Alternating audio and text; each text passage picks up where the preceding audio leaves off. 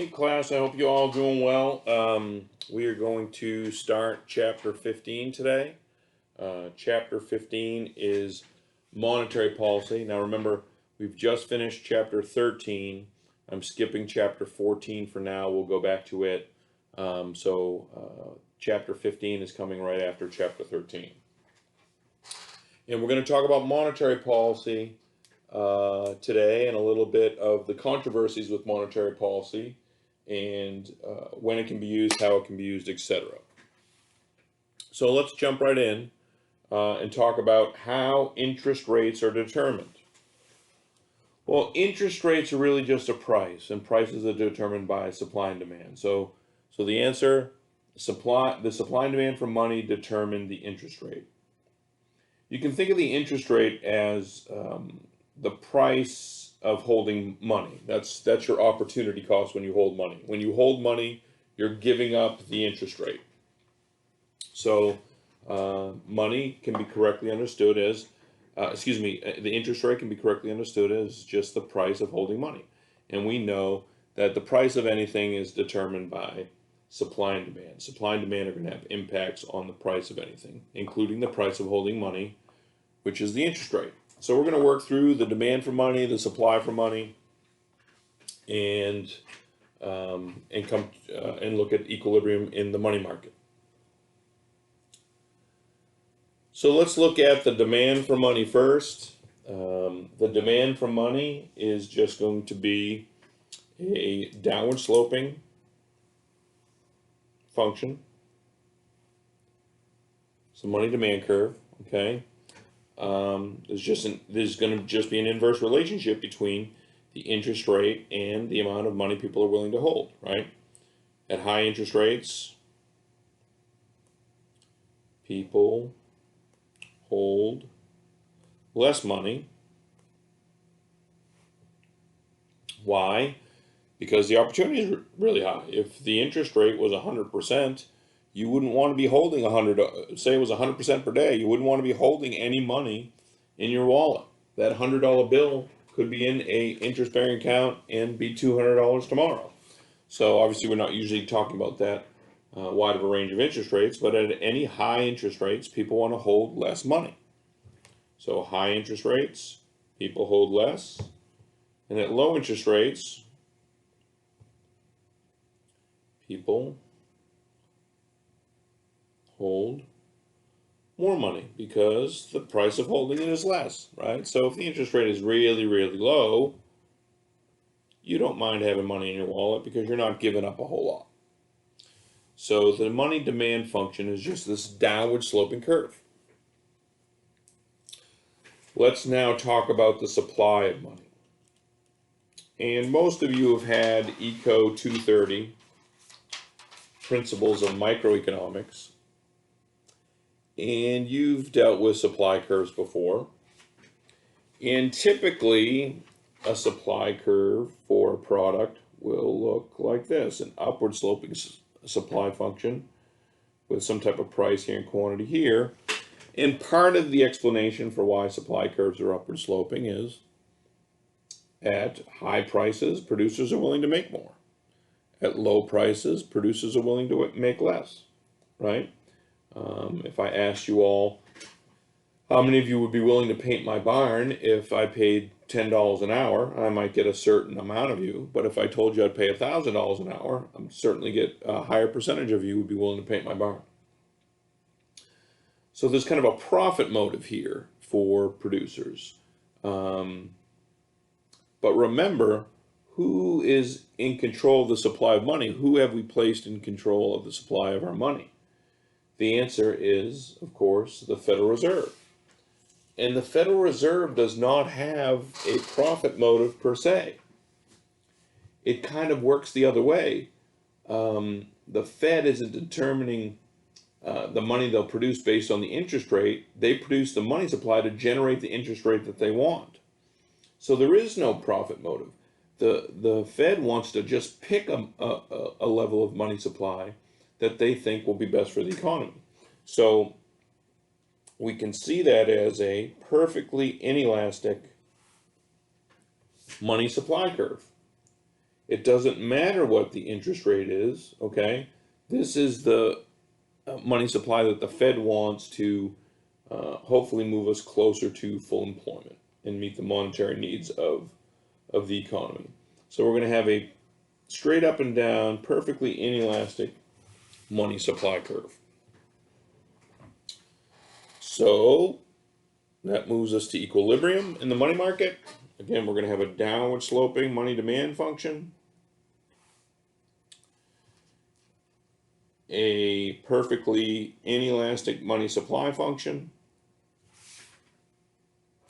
and that'll generate the equilibrium interest rate. We'll call that IR0. Okay. At any interest rate higher than that, there'd be a surplus in the money market, and that would push interest rates down.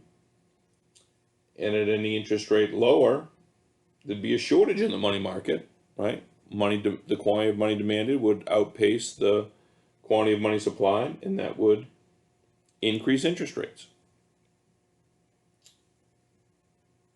Okay, so now we can see what will happen when the Fed changes the money supply, and let's do that now.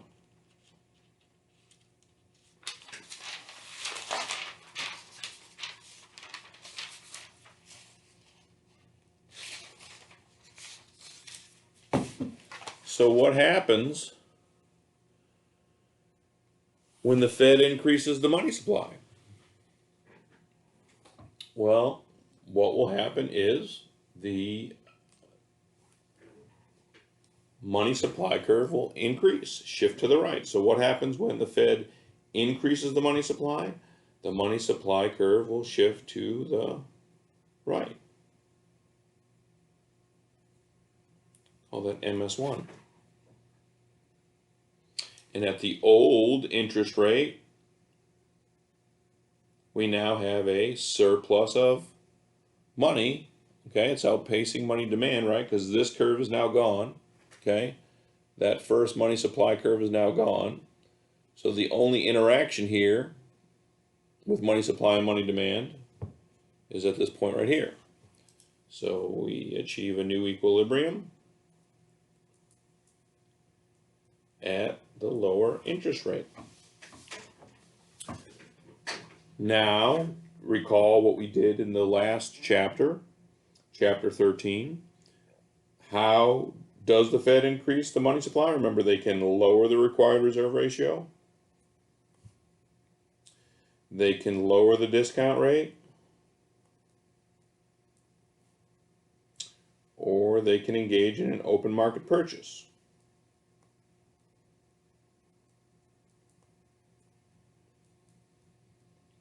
In other words, buy T-bills on the open market. All of these things we said would increase the money supply. Now this is the principal one that they engage in, okay? Buying T-bills on the open market. Remember when the Fed buys T-bills from banks, the banks give the Fed a T-bill. T-bills are not money, it's an asset, and the Fed pays for that asset with money. They'll just add to their reserve account that they have at the Fed. So that'll increase bank reserves above the required reserves. So what will they do with those excess reserves? They'll loan them out, and those loans will create money, which will create loans, which will create deposits, which deposits are money. And we went through that in the last chapter. What happens when the Fed decreases the money supply? Well, they're moving the money supply curve to the left. Call that MS1. Okay, so this money supply curve is now gone. The only intersection point is here, right?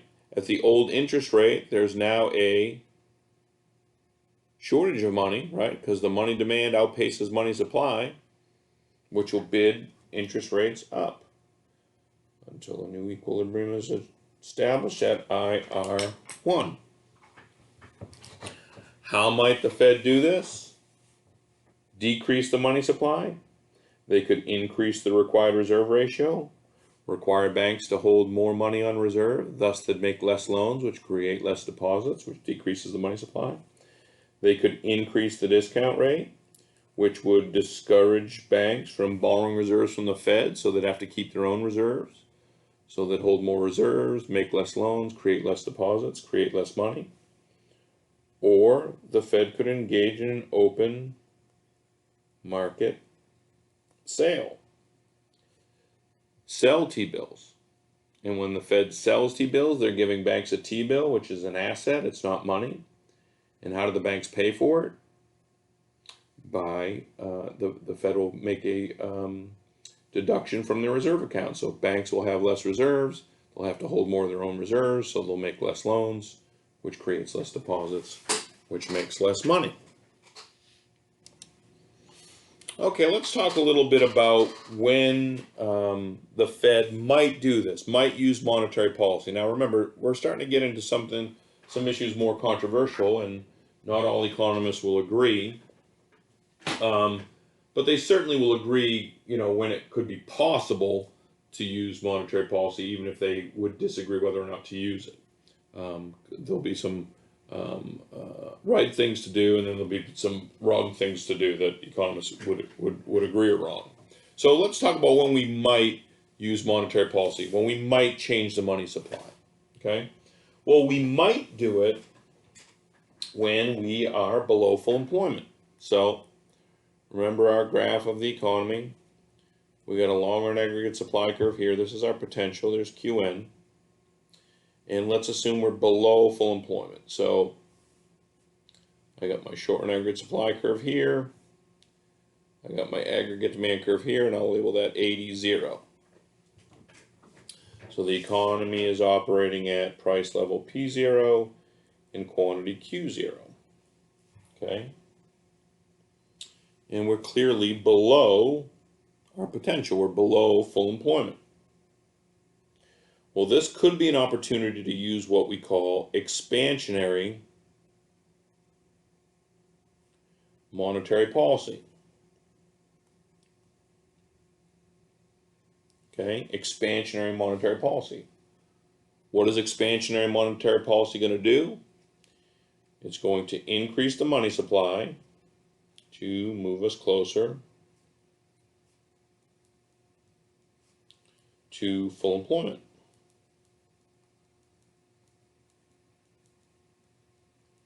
Okay? So what happens is, we just discussed, you'd increase the money supply, which would lead to lower interest rates.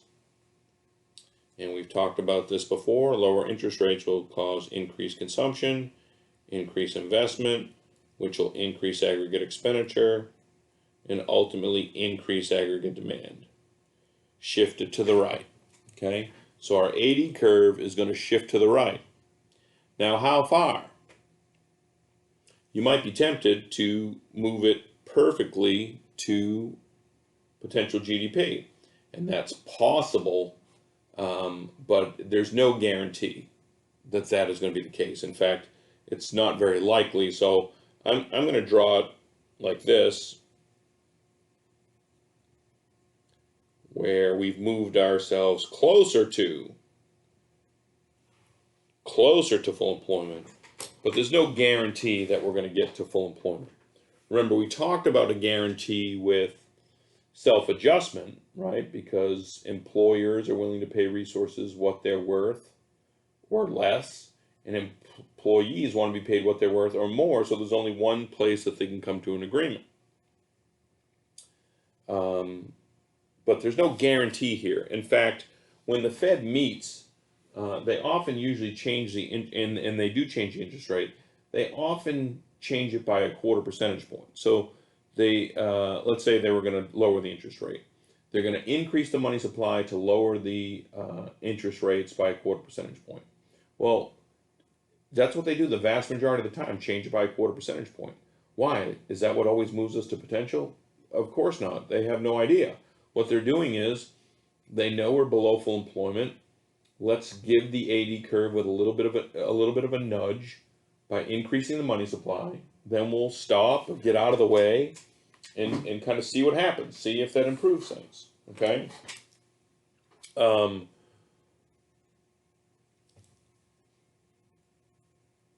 When would you do this? Okay, you must believe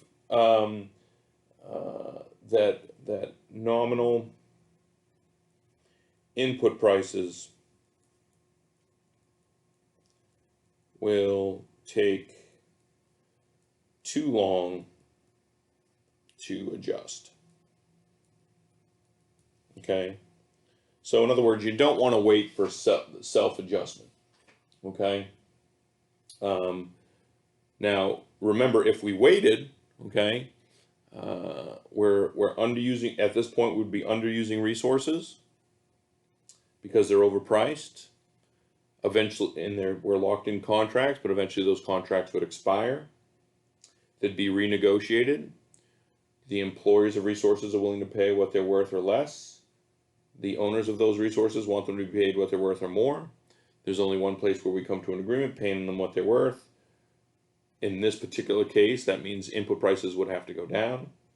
And so they would go down to being paid what they're worth and shift the short and aggregate supply curve to equal our potential.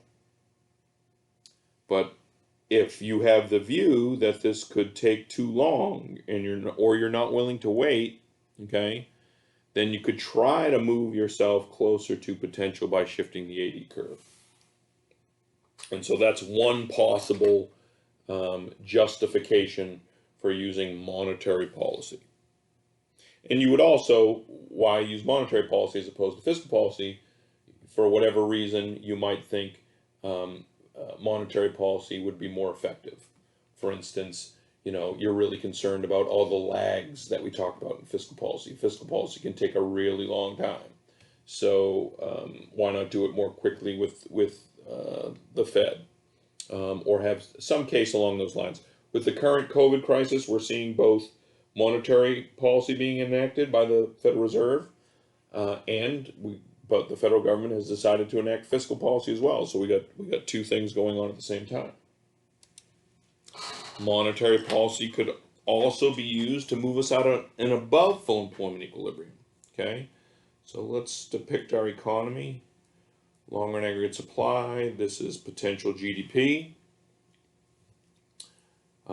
You might take an opportunity here to draw your above full employment equilibrium by pausing the video here and then coming back.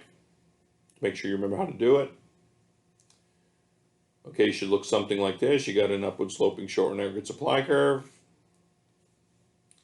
downward sloping aggregate demand curve,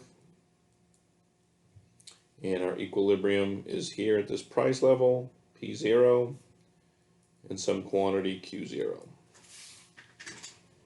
Okay? And we're above full employment. We're overproducing. Okay? Why? Because resources are artificially cheap. What could we do? Well, the classical approach would be just to wait. What'll happen is those contracts will run out, and resources are not going to accept being paid less than they're worth forever. They're going to say, we want to be paid more. They want to be paid what they're worth or more. Employers of resources want to pay them what they're worth or less. They'll come to an agreement paying them what they're worth. In this case, nominal input prices will have to go up.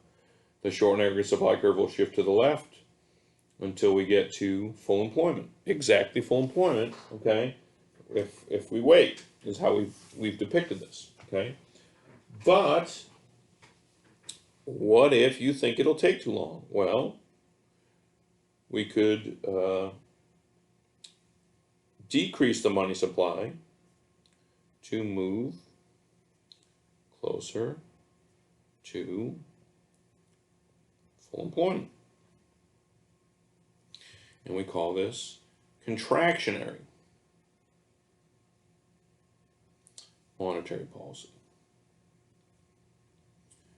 You're trying to contract the economy, right? So we're going to decrease the money supply,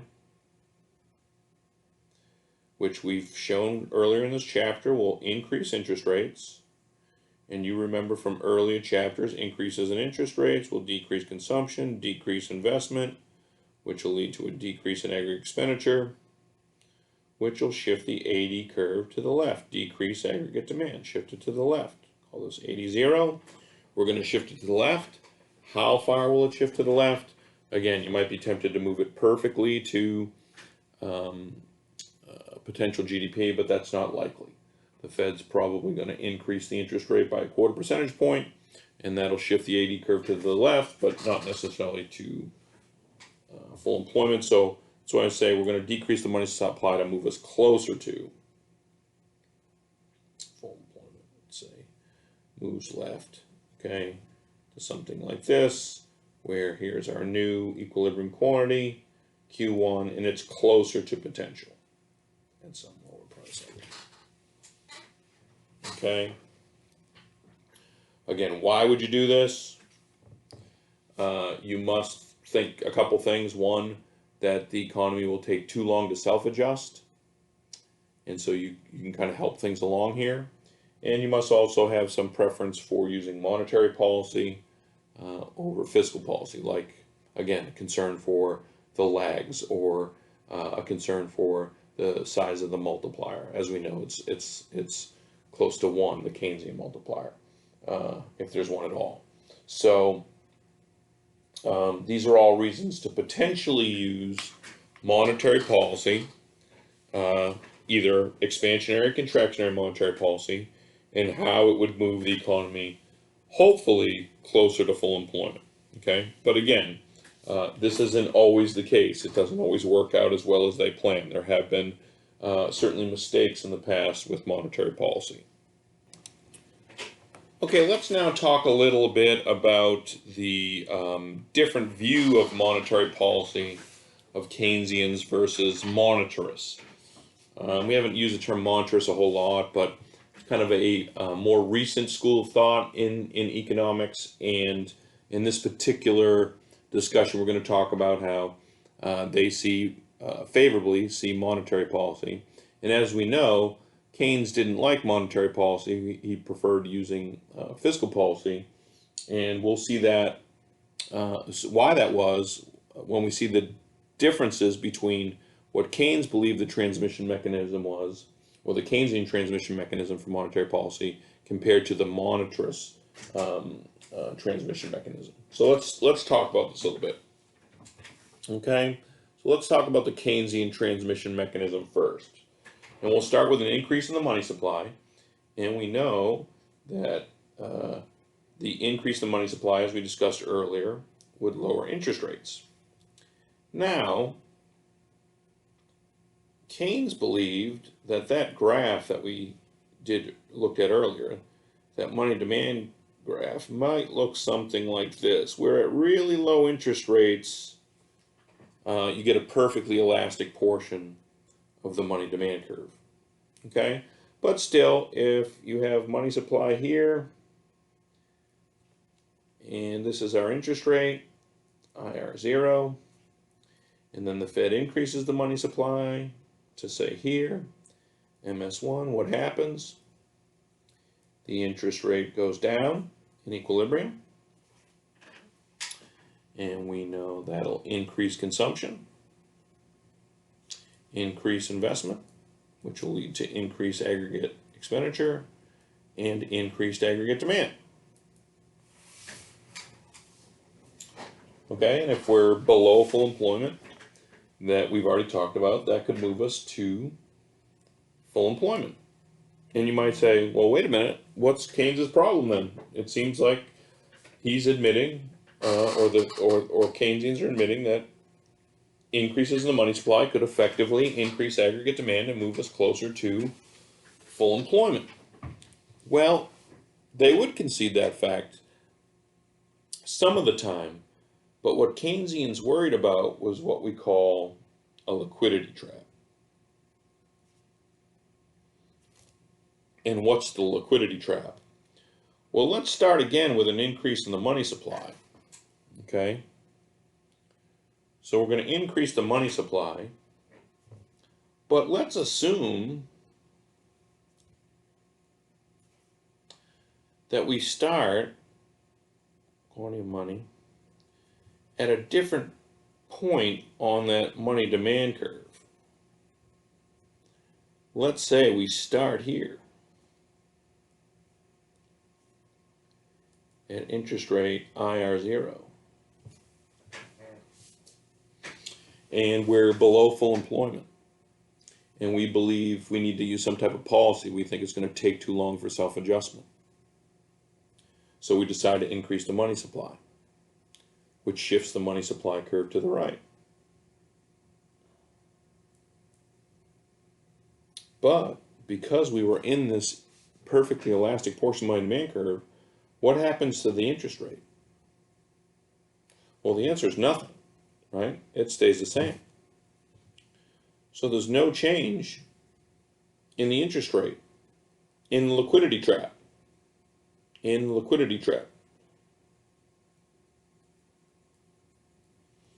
No change in interest rate, no change in investment or consumption. So no change in aggregate expenditure, and no change, that triangle is just a delta, means change. No change in aggregate demand. Aggregate demand doesn't go anywhere. So you have completely ineffective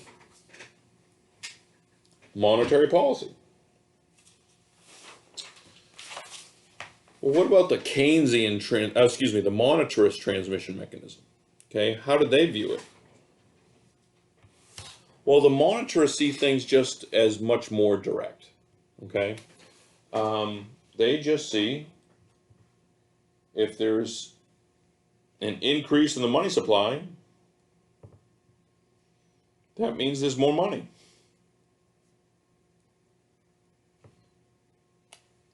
And more money will be spent.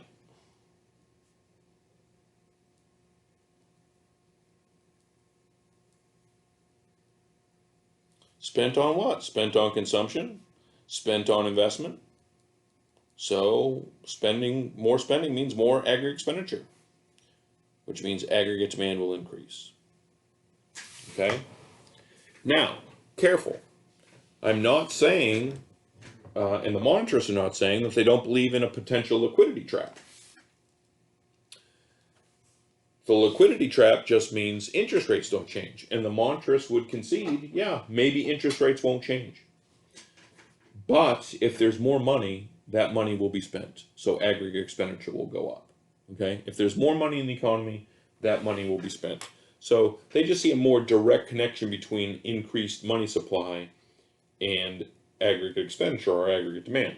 Where the Keynesians want to only move it through interest rates, and the interest rates will affect spending on consumption investment. So this indirect connection between the money supply and aggregate expenditure. The monetarists see a much more direct relationship between money and aggregate expenditure. And that's kind of where they get their name, based on money, the impact of money on the economy. You almost see money in their name, okay? So that's the monetarists.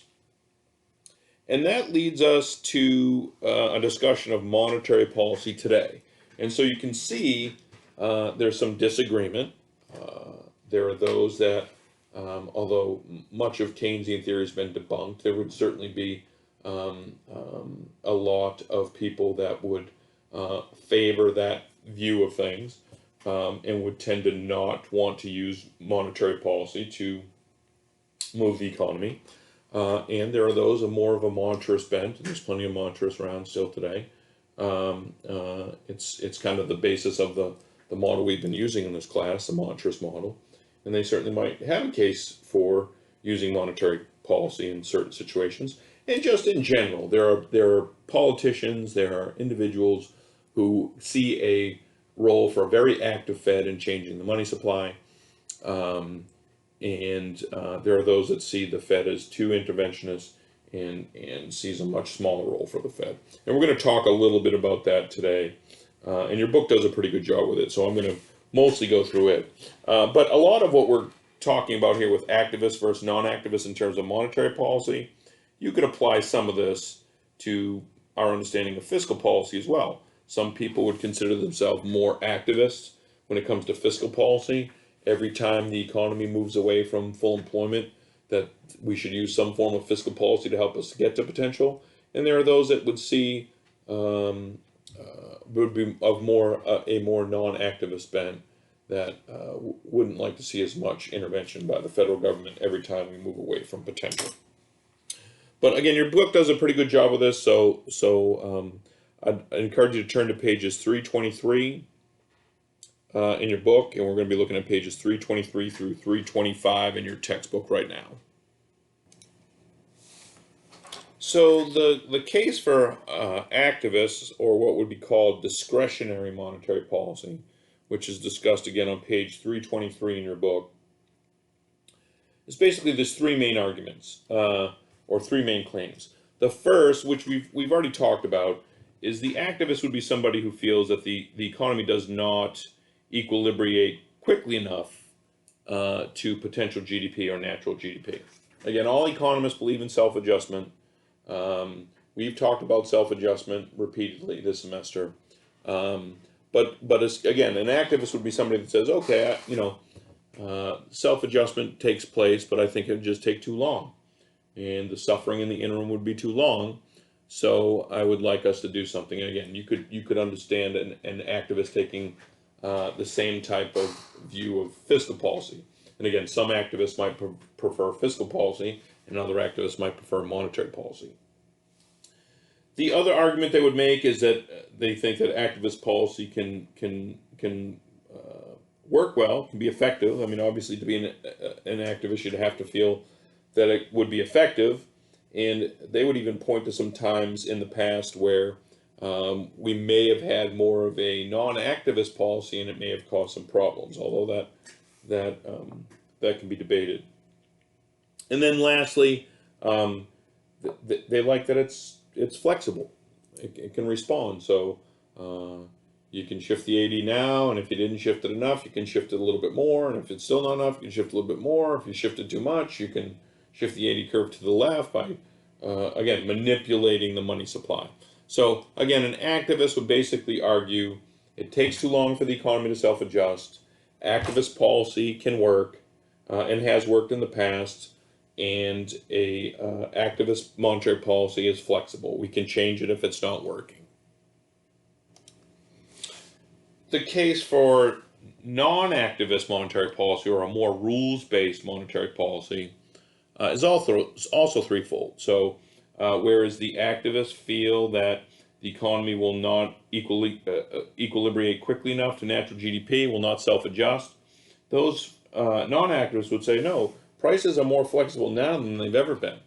We have more information on prices now than we ever have. So they would argue that in a modern economy, wages and prices are very flexible, change quickly, and this would allow the economy at a reasonable speed to get to potential GDP. So that would be their first argument.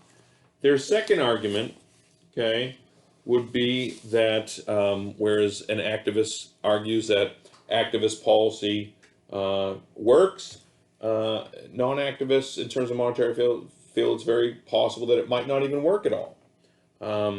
We talk a lot about rational expectations that people have in economics, and when people expect things to happen, it's going to change their behavior. And if people are expecting the Fed to change the money supply, people can anticipate that and try to protect themselves from things like inflation.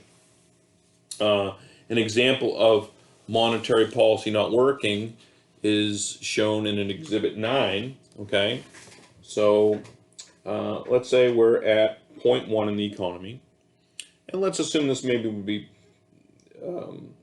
an undesirable point, and the Fed wants to increase the money supply, shift the aggregate demand curve to the right. Now that would move us to here, but at here we would have higher price levels. And workers might anticipate, hey, the Fed is going to use monetary policy to increase aggregate demand, which will cause inflation. We should be arguing for higher wages. And if they successfully do so, based on, projections for what inflation are going to be when they're negotiating contracts, that would shift the short and aggregate supply curve to the left, which, what have we achieved in the long run? No change in quantity. So that's how an activist might argue, a non-activist might argue that activist policy will be ineffective. And lastly, activist policies could destabilize the economy and make things even worse. And let's work through Exhibit 10 to demonstrate that. Okay, let's say we start here below full employment. And we're not patient. We don't want to wait for a self-adjusting economy. So we want to shift the aggregate demand curve to AD2 and achieve 0.11 prime. Well, the economy is going to be working and self-adjusting on its own anyway. So it's possible that while we're implementing this policy of increasing aggregate demand with monetary policy, and again, you could even insert fiscal policy here if you wanted to, the economy could be self-adjusting on its own. And so ultimately, the short aggregate supply curve is moving to get us to potential. And when both effects kick in, we move to 0.2. So we've shifted the aggregate demand curve, but we've also self-adjusted. And we move to 0.2, the intersection of SRAS2 and 82. And, excuse me, what we've caused is we move from below full employment to an inflationary gap, okay, above full employment. In fact, I could take this whole picture and work it in reverse, and this is essentially what some people feel happened in the early 1990s. So in the early 1990s, George H.W. Bush was experiencing the highest approval ratings I can remember in recent times.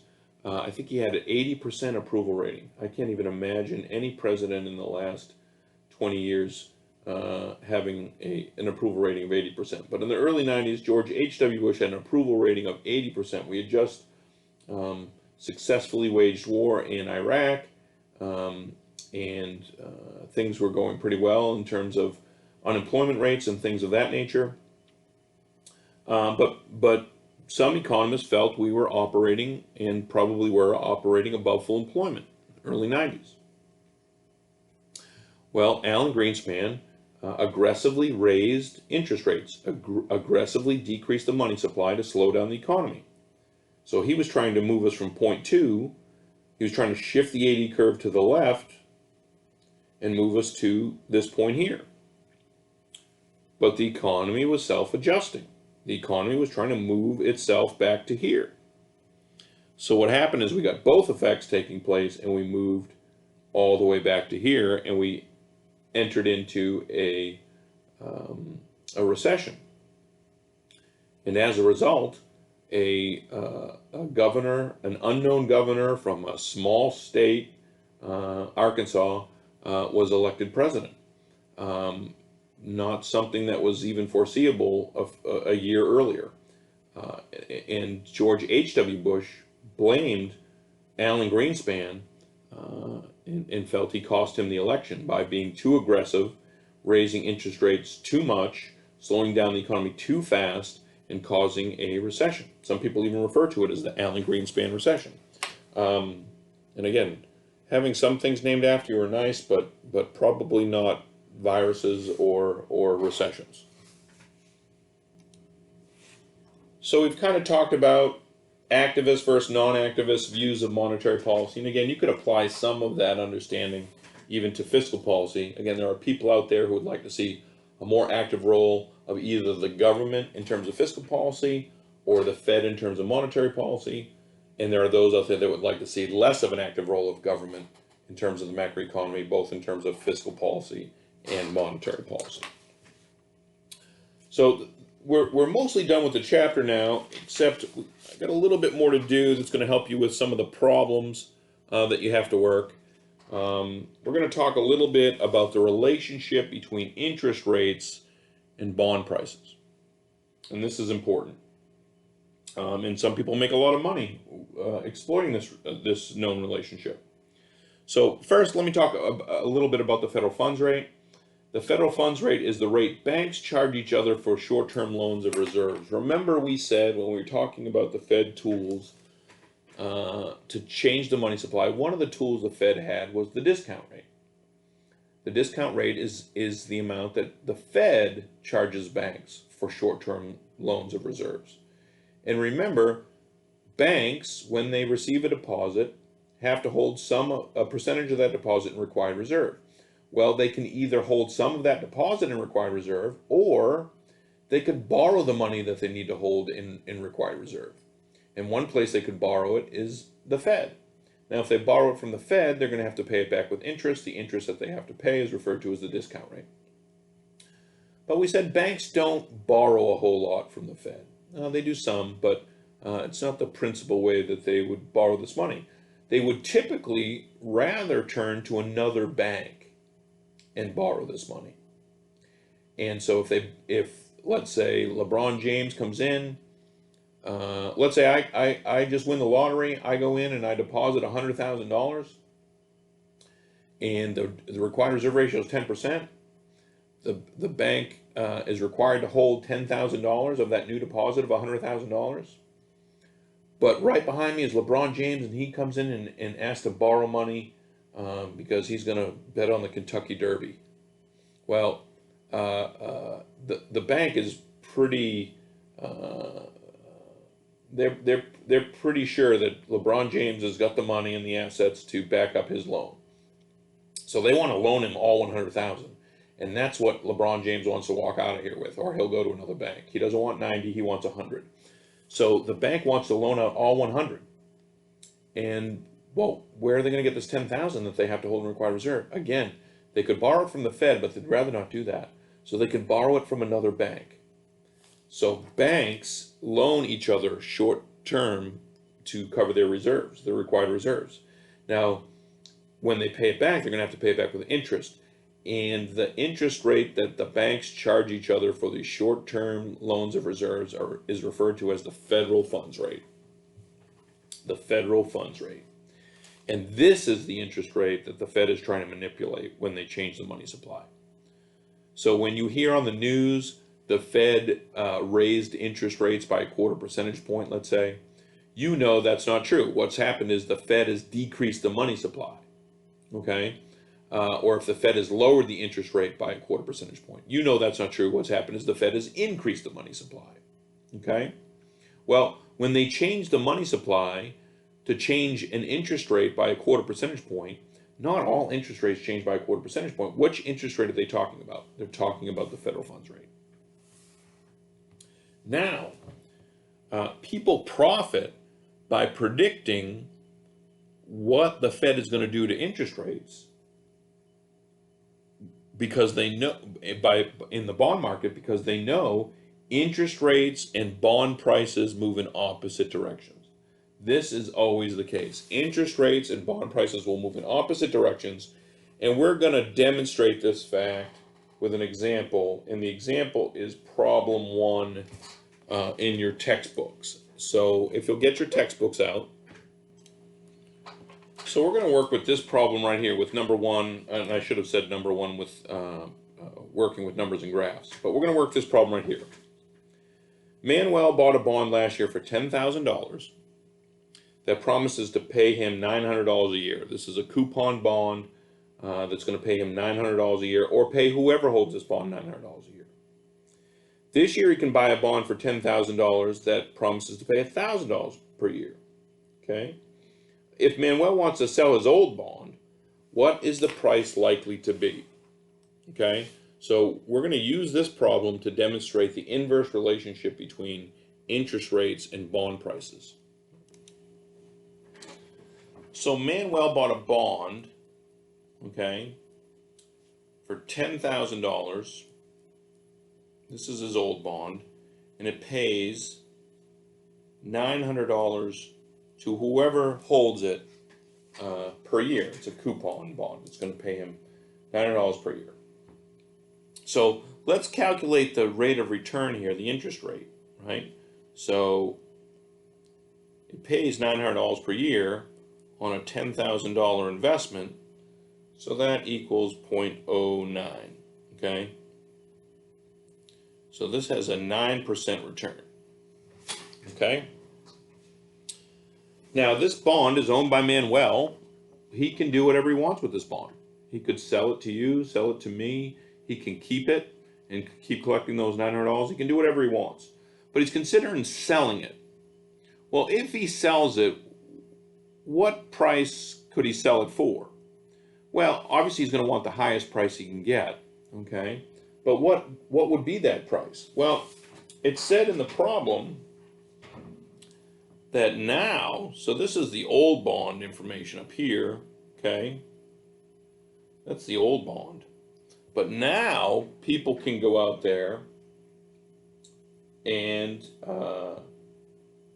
buy a $10,000 bond,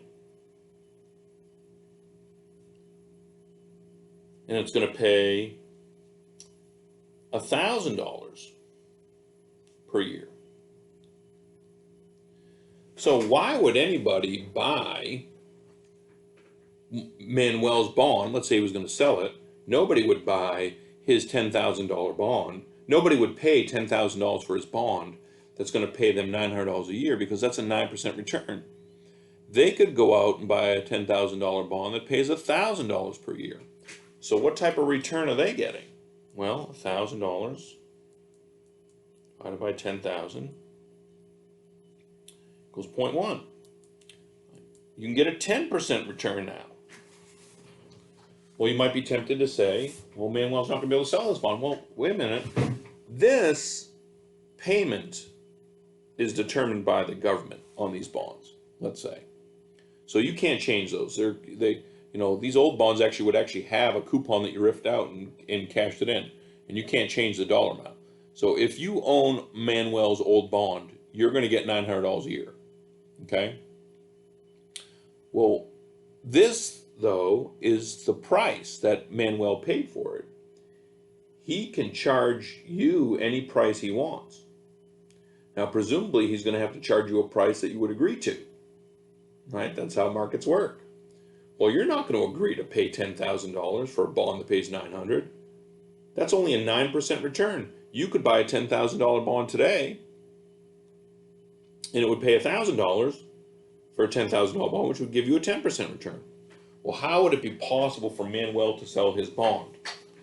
Well, if Manuel sells old bond,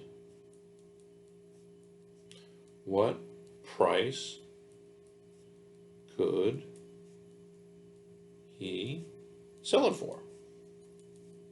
Again, the price is up to you. You own this bond. You bought it for $10,000, but you can sell it for any price you want. Okay? Well, what does he know? He knows I'm going to have to give whoever I sell this to a 10% return. Right? I'm going to have to give whoever I sell this to a 10% return. Okay? That return is going to have to equal 10%. And then people would be indifferent between my bond and buying a new one from the government now. However, whoever gets my bond is going to get $900 per year. Okay? But that $900 has to be 10% of the sale price. So just solve for x. X is going to equal 900 divided by 0.1, which equals $9,000. So if Manuel is going to sell his bond, he's going to have to sell it for $9,000, because that would give people a 10% return. Okay? So what can we see what happened? Right? Sure. So the interest rate increased from 9% to 10%. And then bond prices went down, right? It went from $10,000, the original price up here,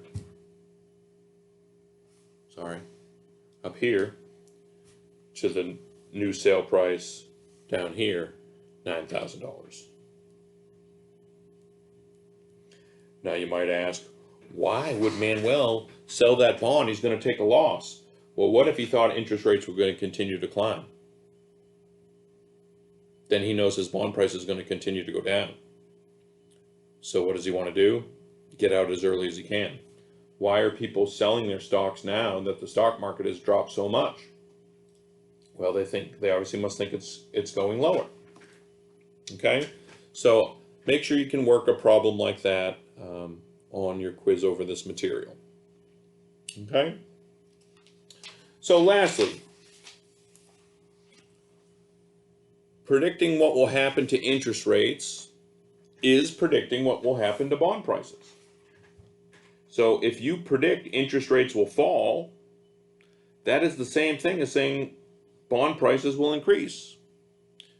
So if you think interest rates are going to fall, that's the same thing as saying you think bond prices will increase.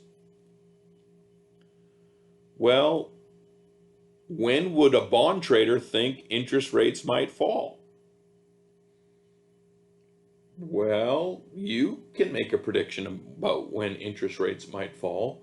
Interest rates might fall when the economy is below full employment, right?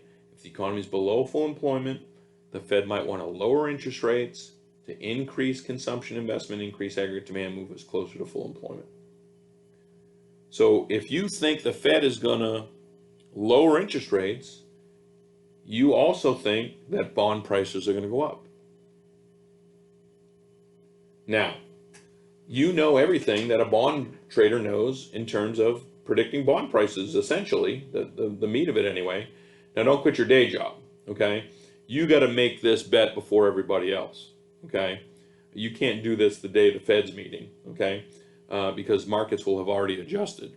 So the way bond traders make money at this is they're placing their bets on what will happen to the interest rate way in advance, okay? With a little bit of understanding of macro, both you and I can make a really good prediction about what the Fed's going to do with interest rates, a day or two before their meeting. That's way too late. Bond traders are making a bet on that interest rate a lot sooner than that.